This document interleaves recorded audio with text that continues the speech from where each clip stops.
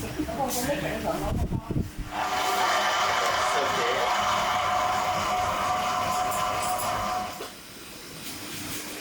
Và cái mỡ và bánh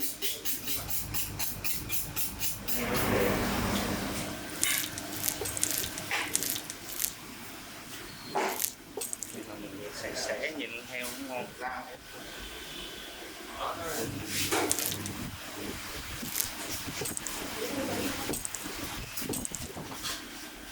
Này là cái thôi cũng nhiều.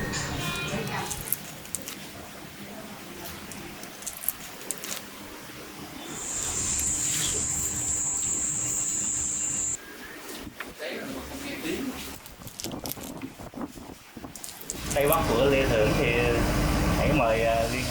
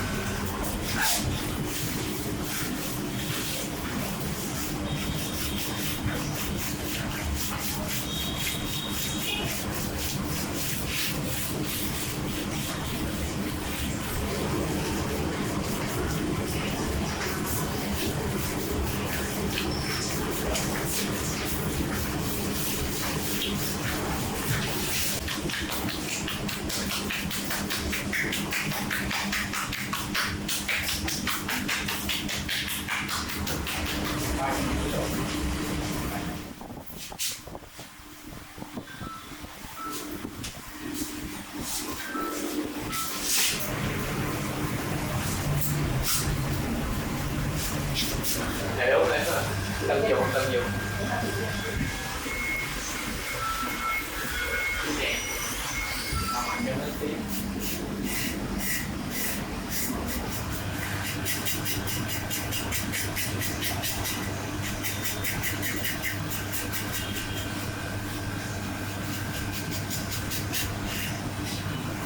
Cắt bỏ này ra làm người súp.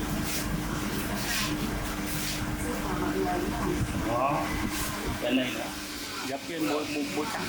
một cái gì cua.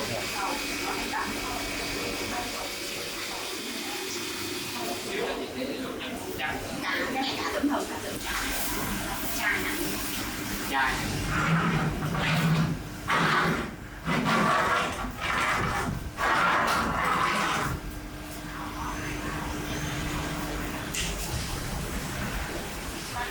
Rồi.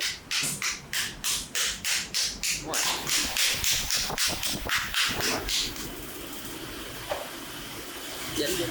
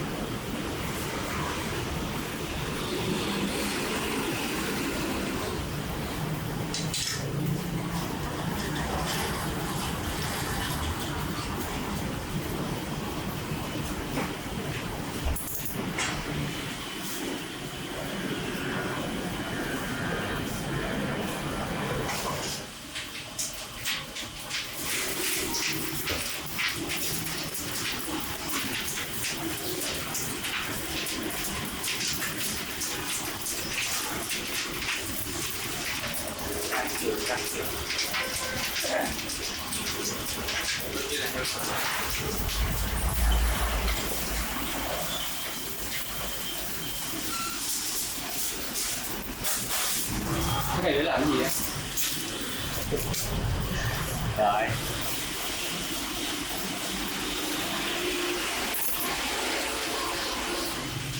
Bây giờ cũng không biết nữa rồi.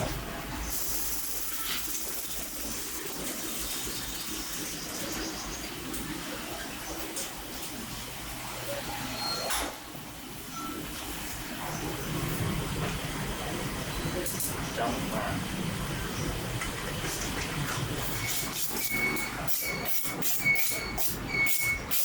đi một đô không? dê dê trong cái được Kích vô đi rồi. Đây này. Một con heo nó to cái này nó chỉ cần một tí là thấy chưa? Đó. Chưa chắc đã giòn đâu, chưa chắc đã đẹp. Đó, đồng.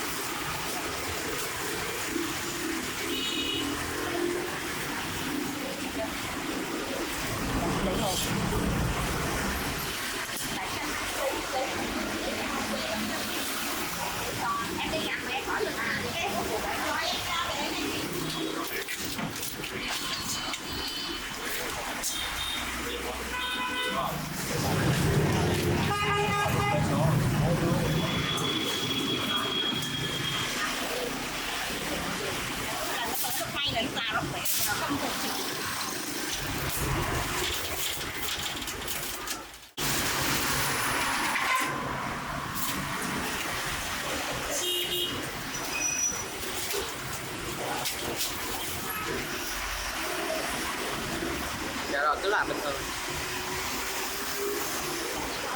Vâng đúng rồi, có em dùng cho em cho nó khỏi.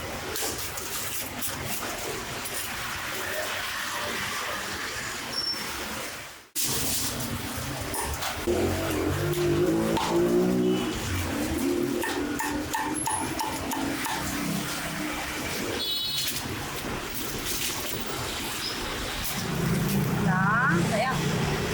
Là nó vỡ ra.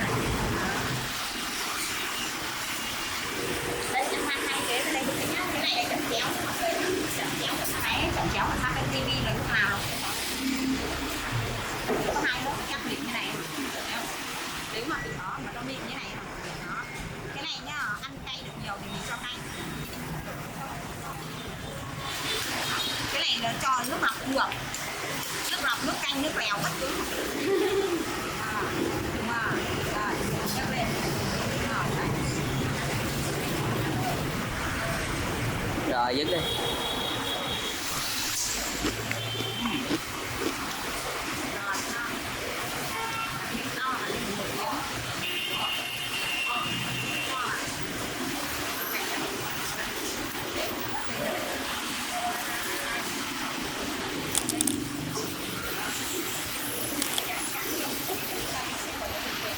Rồi, thử luôn nè.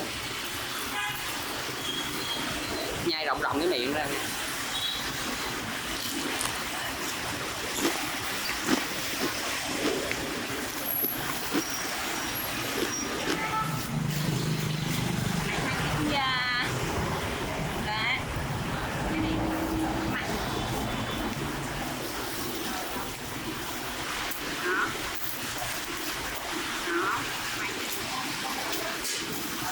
Thì nó sôi gấp thì nhìn nó thấp lên, ở trong nó đỏ, ở trong nó đỏ.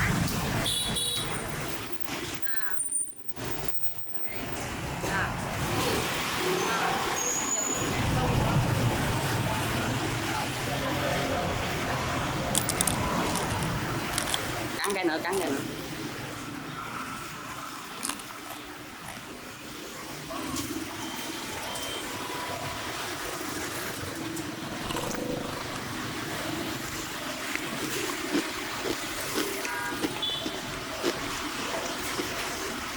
Rồi cường cái đúng rồi.